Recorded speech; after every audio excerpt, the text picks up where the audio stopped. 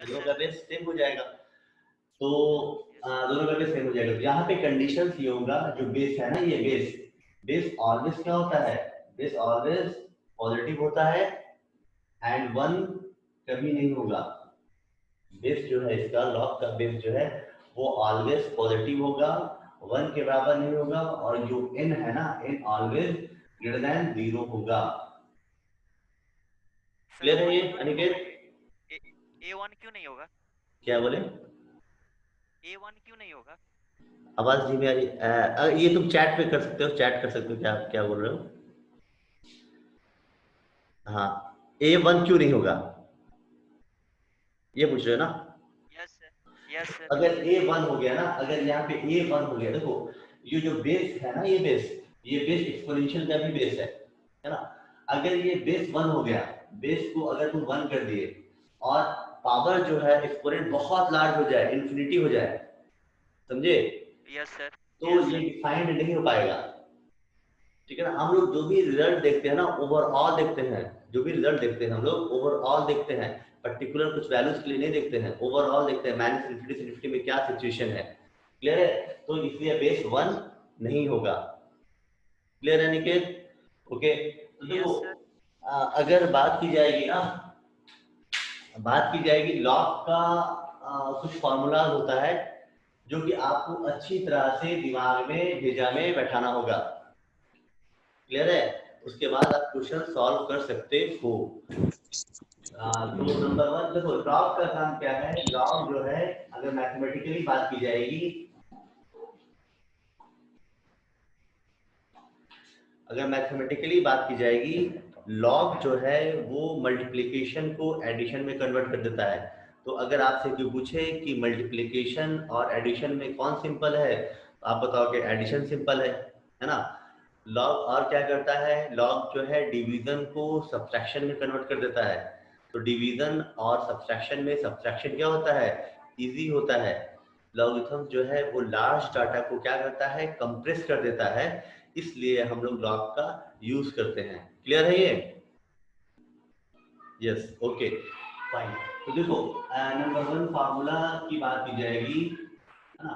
Log logarithm of ए, ऐसे पहले कुछ फार्मूला दे दो। Logarithm of base a m into n, logarithm of m into n, multiplication में है, बेस ए है, तो आप क्या लिखोगे, log m base a plus log n base a लिखोगे। अगर लॉग m इंटू एन रहेगा, बेस में a रहेगा, तो आप लिखोगे log m base a plus log n base a लिखोगे, है ना?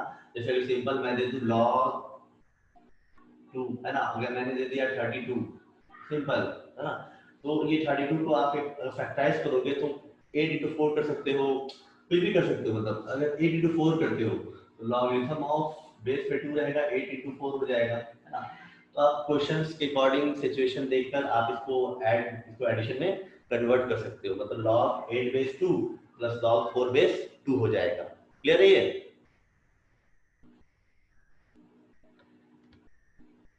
है ना निकेत? ठीक है, ओके, ओके फाइन।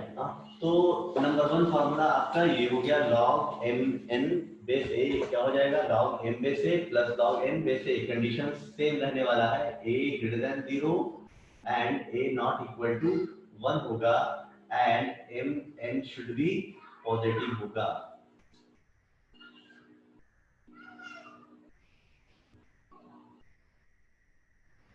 क्लियर है?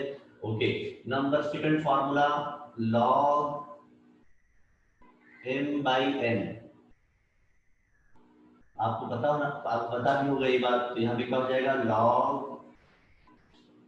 Log M base A minus log N base A हो जाएगा। Logarithm of M by N base A क्या हो जाएगा, log M base A minus log N base A हो जाएगा।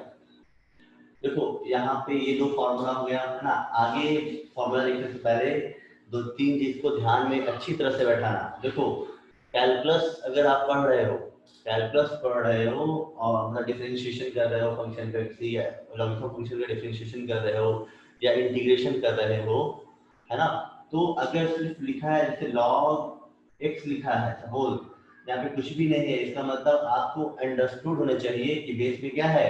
क्या बताओगे निकेत?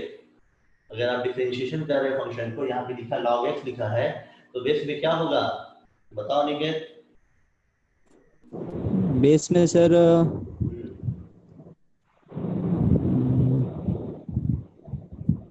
log x बेस में आपका e होगा, क्लियर है? नेचुरल लॉग होगा ना। हाँ नेचुरल होगा।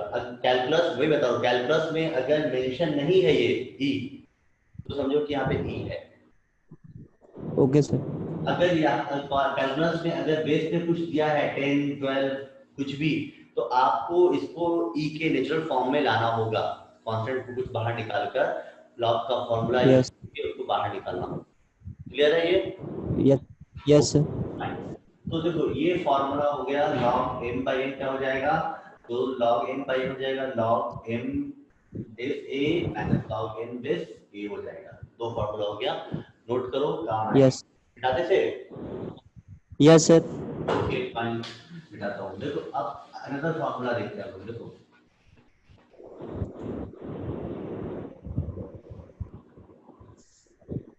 देखो एक थर्ड देखो लॉगरिथम ऑफ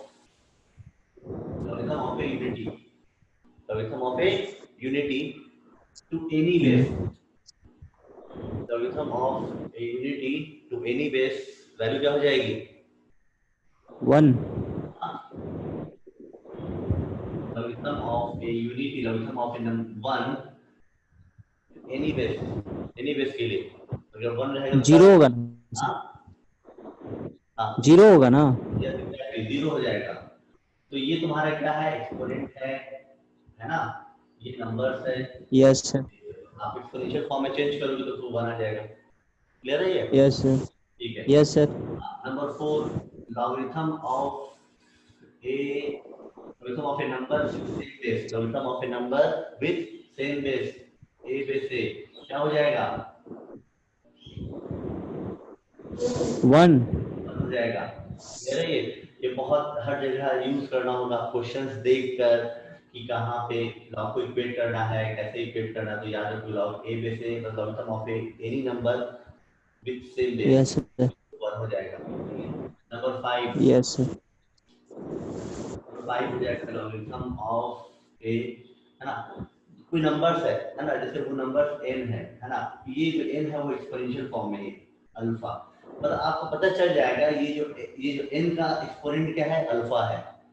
अल्फा देखा यस सर। अल्फा है। ये आपको क्वेश्चन पता चल जाएगा कौन किसका एक्सपोनेंट है, वो पता चल जाएगा। अब ऐसा नहीं कह सकते ये जो बेस है इसका एक्सपोनेंट n है, ऐसा नहीं होगा, लेकिन ये n का क्या एक्सपोनेंट है क्लियर है? वो जो एक्सपोनेंट रहेगा वो स्मॉल लेटर में लिखाएगा, जैसे कि ऐसे इस फॉर्म में ऐसे होगा log 2 तो 3n हो जाएगा। 3 क्या हो जाएगा? यस n हो जाएगा और अल्फा क्या हो जाएगा? 9 हो जाएगा।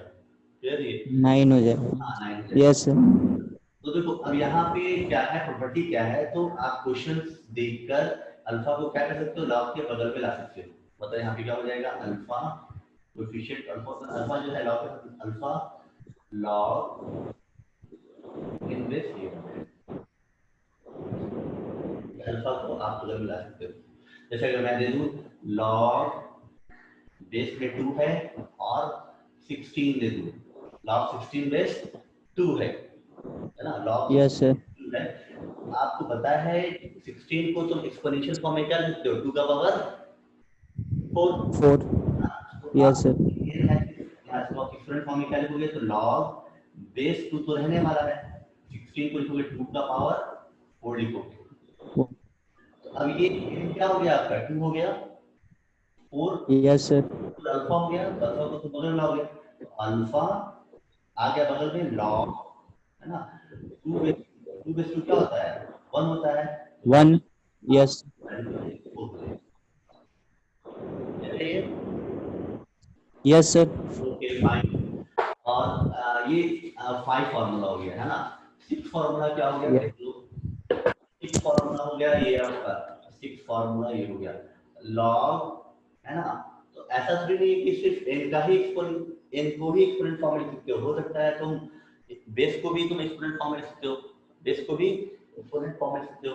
तो देखो यहाँ पे बेस है ना, ये बेस को अगर मैं कहूँ बेस जो है a है उसको आपने एक्सपोनेंशियल फॉर्म में लिखा तो मान लेते हैं कि जो a to the power beta हो गया या a to the beta given था, ये बेस a है ना, बेस का एक्सपोनेंट क्या है बीटा है और n है।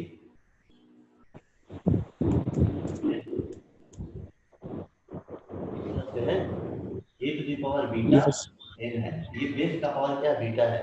तो जब आप बीटा को लॉग है ना लॉग के बगल में तो यहाँ पे क्या हो जाएगा 1 by beta log n base. तो अब यहाँ पे अब जैसे यहाँ पे एग्जांपल के तौर पे मैंने लॉग है ना बेस में मैंने दो 8 और यहाँ पे दे दूं मैं 16 यहाँ तो 16 ऐसे दे दूं। चलो यहाँ पे 9 दे देता हूँ। तो ये 8 है ना, 8 को भी तुम एक्सपोनेंट फॉर्म में लिख सकते हो और 9 को भी तुम एक्सपोनेंशियल फॉर्म में लिख सकते हो ना। Yes, sir. तो Yes, sir. 8 को लिखोगे यानी 2 का पावर 3 लिखोगे, 8 को क्या लिखोगे 2 का पावर 3 लिखोगे 3. हो जाएगा लॉग Yes. 8 का पावर 3 9 हो जाएगा लॉग 9 बेस का पावर 3 हो जाएगा।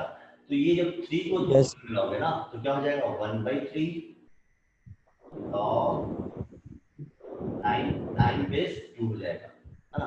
अभी 9 को भी तुम एक्सपोनेंशियल फॉर्म में लिखोगे तो वो जो आएगा Yes, sir. क्लियर है। Yes, sir. ओके 6 नंबर हो गया। 7 नंबर की बात करते हैं फार्मूला जल्दी जल्दी चलते हैं हम लोग। 7 नंबर जो फार्मूला होगा वो होगा 7 लॉग है ना बेस में a है बीटा है n to the power alpha हो गया। n का एक्सपोनेंट अल्फा है a का एक्सपोनेंट बीटा है। जब अल्फा बीटा बगल में आएगा तो क्या हो जाएगा बोलो। अल्फा बीटा क्या को सर? निकालोगे तो क्या हो जाएगा सर बीटा 1 बाई बीटा और ऊपर अल्फा हाँ मतलब अल्फा बाई बीटा कह सकते हो है ना। Alpha alpha by beta. Yes beta log log n yes ये 7 फॉर्मूला होता है और रिमेनिंग बता रहा हूँ। तो ये सब क्वेश्चंस में काम आएगी, ये सब क्वेश्चंस में यस सॉल्व करोगे, क्वेश्चन सॉल्व करोगे तो काम आएगा। बता दे यस सर। ठीक है।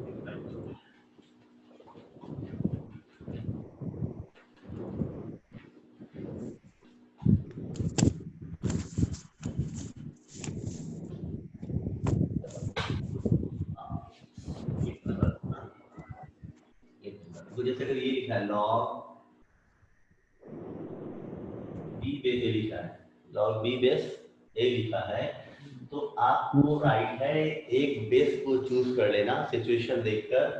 ये नंबर Yes. है ये बेस है ना। आपने एक बेस को चूज किया उसके अकॉर्डिंग आप लिख सकते हो लॉग है ना बी बेस सी। आपने सी बेस को चूज किया divided by log A base C, ये हो जाएगा लॉग बी बेस ए है ना।